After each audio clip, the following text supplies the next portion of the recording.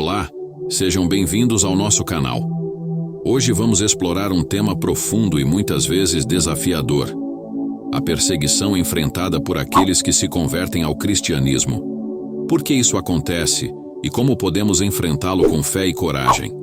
Vamos mergulhar nas raízes dessa questão e encontrar inspiração nas Escrituras para enfrentar qualquer adversidade. A conversão ao cristianismo é frequentemente uma experiência transformadora.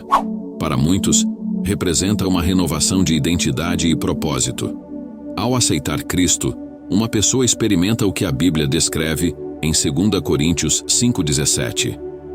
Se alguém está em Cristo, é nova criatura.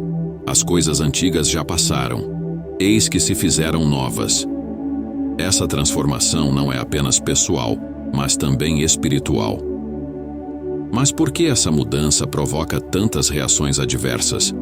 Parte da resposta reside na natureza radical da fé cristã, que convida as pessoas a viverem de acordo com princípios que muitas vezes são contraculturais. Considere a história de Saulo de Tarso, que se tornou o apóstolo Paulo. Antes de sua conversão, ele perseguia os cristãos, mas após seu encontro com Cristo, tornou-se um dos mais fervorosos defensores da fé. Sua transformação foi tão impressionante que ele enfrentou perseguição de ambos os lados, daqueles que não aceitavam sua nova fé e daqueles que desconfiavam de seu passado. Cristãos não é um fenômeno novo. Desde os primeiros dias da igreja, os seguidores de Jesus enfrentaram resistência e hostilidade. No Império Romano, os cristãos eram frequentemente alvo de perseguição porque se recusavam a adorar os deuses romanos ou o imperador, desafiando assim o sistema religioso e político da época. Ao longo dos séculos, em diferentes culturas e contextos, o cristianismo tem sido visto como uma ameaça às estruturas de poder estabelecidas. Isso pode ocorrer porque a mensagem de Cristo desafia normas sociais, políticas e econômicas. Em Atos 17, versos 6 e 7, lemos sobre os cristãos sendo acusados de virar o mundo de cabeça para baixo porque proclamavam Jesus como rei. No século XVI, durante a Reforma Protestante, muitos cristãos foram perseguidos por se afastarem das práticas da Igreja Católica Romana. Eles buscavam retornar aos ensinamentos bíblicos, mas enfrentaram resistência violenta. A história de Martinho Lutero é um exemplo clássico de alguém que desafiou o status quo e pagou um alto preço por sua fé. Em muitas partes do mundo, a introdução do cristianismo pode ser vista como uma ameaça às crenças religiosas tradicionais.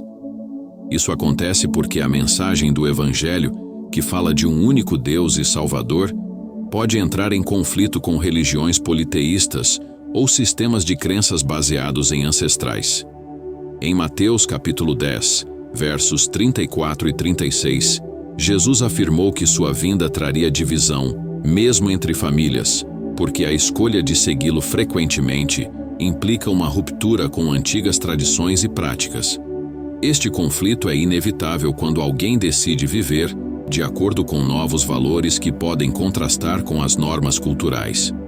Um exemplo moderno pode ser visto em algumas comunidades onde a conversão ao cristianismo é considerada um ato de traição cultural. Em certas regiões, isso pode resultar em ostracismo social, perda de direitos ou até violência. Muitas vezes, a primeira linha de resistência vem de pessoas próximas. Amigos e familiares podem não entender a decisão de alguém de seguir a Cristo, especialmente se isso implica em mudanças significativas no estilo de vida e nas prioridades.